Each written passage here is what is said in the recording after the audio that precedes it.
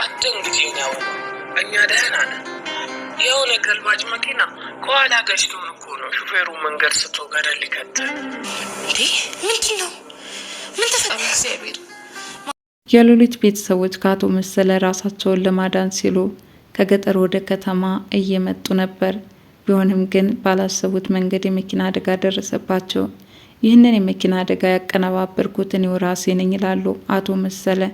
አቶ መሰለ እጅግ በጣም በሚያሳዝን ሁኔታ ሉሊትን ለሚስትነት እየተመኟት ነው። ሀያታቸው የሚሆኑት ሰው ከሷ ልጅ መውለድ እፈልጋለሁኝ፣ እናም እንደሷ ቆንጆ ቆንጆ ልጆች ወልጄ መደሰት እፈልጋለሁ ይላሉ። የራሳቸውን ደስታ የሚያስቡት የሉሊትን ህልም ግን ለማጨለም ደፋ ቀና እያሉ ነው። ሉሊት ከገጠር ወደ ከተማ ኮብልላ ያቋረጠችውን ትምህርት እየተማረች ነው። በዚህ ደግሞ ዴቭ እንክብካቤ እያደረገላትና አሁን ባለችበት ሁኔታ በጣም ጥሩ ላይ ናት። ምንም እንኳን የሮዛ ስቃይ እንዳለ ሆኖ ቢሆንም ግን ዴቭ የሮዛን ነገር እየተረዳት በመምጣቱና ከስር ከስር የሚሰጣት አበረታች ቃል እንዲሁም ሉሊት መድረስ የምትፈልግበት ደረጃ እንድትደርስ የተቻለውን ያህል ጥረት እያደረገ ነው። እንኳን ያልተወለደ ሰው ይቅርና የተወለደ የእናት ልጅም ቢሆን የዴቭን ያህል እንክብካቤ በጣም የሚያስደንቅ ነው። ምክንያቱም የሉሊትን አእምሮ ቀድሞ ተረድቶታልና ምን ያህል ፈጣንና አስተዋይ ልቦና እንዳላት ጠንቅቆ ያውቃል። ታዲያ በዚህ ምክንያት ሁሉም እንዳንቺ ቢሆን የት በደረስን ይላል። አስተሳሰቧ የሚቀኑባት ሁሉ ሉሊትን ካላጠፋን ይላሉ። በተለይ ሮዛማ ከአቶ መሰለ ጋር በመነጋገር በመጀመሪያ ወደ አረብ ሀገር ትሄጃለች በማለትም የበረሃውን ጉዞ እንድትጀምር አድርጋት ነበረ። ቢሆንም ግን በዴቭ አማካኝነት ከዛ ከወጣችበት እንድትመለስ አድርጓታል። ይህ ባለውለታ ወንድሟን እጅግ አድርጋ ትወደዋለች። አሁንም ቢሆን ለቤተሰቦቿ መድረስ ለምትፈልገው ዓላማ እንድትደርስም የተቻለውን ያህል ሞራልም ይሁን በገንዘብ እየረዳት እዚህ ደረጃ አድርሷታል። በዚህ ሁኔታ እያለች ግን አደናቃፊ ተንኮለኛ ሰዎች የህይወታችን ፈተና ሆነው መቀጠላቸው መች ይቀራልና ሰላም ብላ ከትምህርት ቤት ውላ ስትመለስ በር ላይ እየተጠባበቋት ነው። ሉሊት እንደ ወትሮ ከቤተሰቦቿ ጋር ደውላ መጠንቀቅ እንዳለባቸውና በተለይ ያንን የገጠሩን ኑሮ ትተው ወደ ከተማ ቢመጡ ለደህንነታቸውም ሲባል ለተወሰነ ጊዜ እዚሁ አዲስ አበባ መቆየት እንዳለባቸው እየነገረቻቸው ነው። ሉሊት ከአቅሟ በላይ ታስባለች። እናቷ ይህንን ጠንቅቀው ያውቃሉ። ስለኛ ብዙ ነገር እያሰብሽ አሁን ያለሽበትን የትምህርትሽን ዓላማ እንዳትረሽ፣ በአንድ ልቦናሽ ትምህርትሽን ተከታተይ ሲሉ አበባዬ እያሉ የሚሳሱላት ልጃቸውንም በኩራት እያናግሯት ነው። ይህኔ ሉሊትም አው ያሳሰበኝ ነገር ቢኖር የአቶ መሰለ ሌላኛ ሰው እየላከባቸው ዛቻና ማስፈራሪያ ያደርስባቸው እንደነበረ ከዚህ ቀደም በሰማቸው መሰረት አሁንም የሚያስጨንቃት ይህ ነገር እንደሆነ ለእናቷ ነግራቸዋለች። እንግዲህ የምንወደውን ቀይ ልንለቅ ተገደናል። ታውቂያለሽ፣ በተለይ አባትሽ ደግሞ ይህን ቦታ መልቀቅ አይፈልግም ነበረ። መሞት መሰንበት ነውና ያለንበትን ልንለቅ ተገደድን ይላሉ። አው ለተወሰነ ጊዜ ዞር በሉና እዛ ሰውዬ ራሳቸውን ከጥቃት ተከላከሉም ትላለች። እንዲህ እናቷን እየመከረች አለችው። ከጀርባዋ ግን እየተከታተላት ነበረ። ይህ ሀያቷ የሚሆን አቶ መሰለ አፍቃሪዋ ማለት ነው። ታዲያ ከጀርባዋ ቸብ ሲያደርጋት ቁማ ድርቅ ብላ ቀረች። ቤት መጣ ሳይባል ፊቷ ላይ የተደቀነው አቶ መሰለም ክፉኛ አስፈራት። ወደ ቤት እየተርበተበተች ስትገባ ያገኘችው ዴቭን ነበረ፣ በር ላይ ማለት ነው። እናም ማንን አይተሽ ነው? በደናሽ ነው እንዴ ሉሊትዬ ይላታል። ዴቭ እንደወትሮ ታዲያ አቶ መሰለን አየሁት ልበል፣ ውስጤ ስለሚፈራ ይሆን አላቅም፣ ቅዠት ይሆን ብቻ አቶ መሰለ ከፊት የመጥቶ ድቅና አለብኝ አለችው። በፍጹም ሊሆን አይችልም። እንዴት ብሎ ሊመጣ ቻለ? በእርግጥም እንዴት ሊመጣ ቻለ? ተንኮለኛዋ ሮዛ ደውላ እዛ ቤት ድረስ እንዲመጣና ሉሊትን እንዲያስኮበለል መንገዶችን ከፈተችለት። በዚህ ምክንያት ነበረ አቶ መሰለ በራቸው ድረስ ሊመጣ የቻለው። ታዲያ ሉሊት አቶ መሰለን በማየቷ ክፉኛ ድንጋጤ ውስጥ ገብታ እየተርበተበተች ለዴቭ እርግጠኛ ሆና መናገር ባትፈልግም ለሔዋን ግን አቶ መሰለ እዚህ ድረስ እንደመጣና እያሳደዳት እንደሆነም ነግራታለች።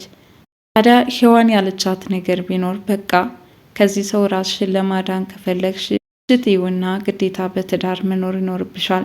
ከዛ ውጭ ግን ለቤተሰቦችሽም ችግር ነው ብላለች። ሔዋን እዚህ ላይ ራስ ወዳድ እየሆነች መጥታለች።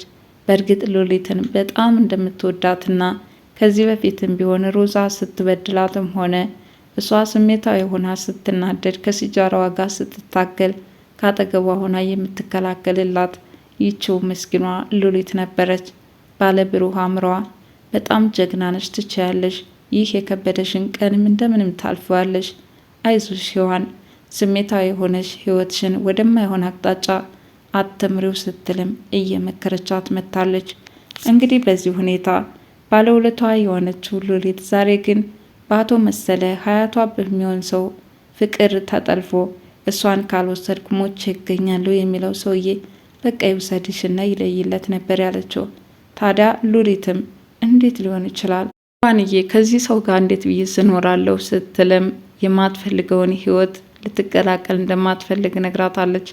እንግዳውስ ሌላ አማራጭ ልንገርሽ፣ ምናልባትም ከዚህ ሀገር የማይወጣበትን አንዳች ነገር እንፍጠር፣ ማለትም በዚህ ሰውዬ ላይ ተባብሮ ጥቃት ማድረስ እንዳለባቸው ትመክራታለች። እሱም ብናደርግ ሳይሻል አይቀርም አለች። ሉሊት በሀሳቧ ተስማማች። ሮዛ ደግሞ ሉሊትን የምታጠቃበትን መንገድ ከአቶ መሰለ ጋር እየተመካከረች ነው። ሁሉ በእጄ ሁሉ በደጄ ሉሊትንም አሳልፌን ይስጥ ይሄል ምን አስጨነቀህ እያለቻቸው ነው። እሳቸውም ነገሩን ልታሳካላቸው ሁሉን ነገር እንደምታመቻችላቸው ቃል ከገቡላት በኋላ ሁሉ ነገር በእጃቸው የጨበጡ መስሏቸዋል።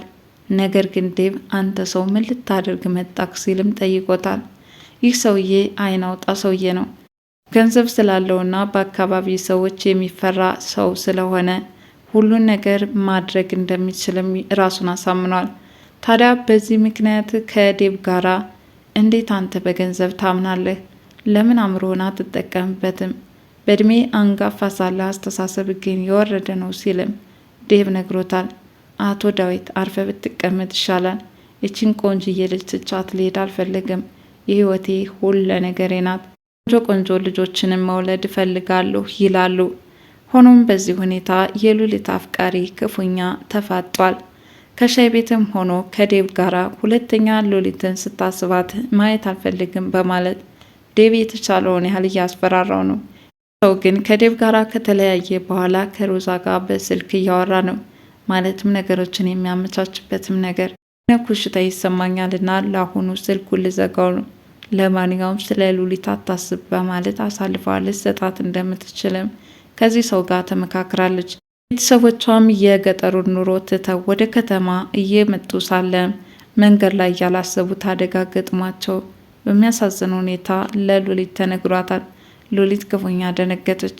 በእርግጥ እኔ ደህና ነኝ፣ አባትሽ ግን በጣም ተጎድቶ ሆስፒታል እየተረዳ ነው ሲሉም የሉሊት እናት ነግሯታል።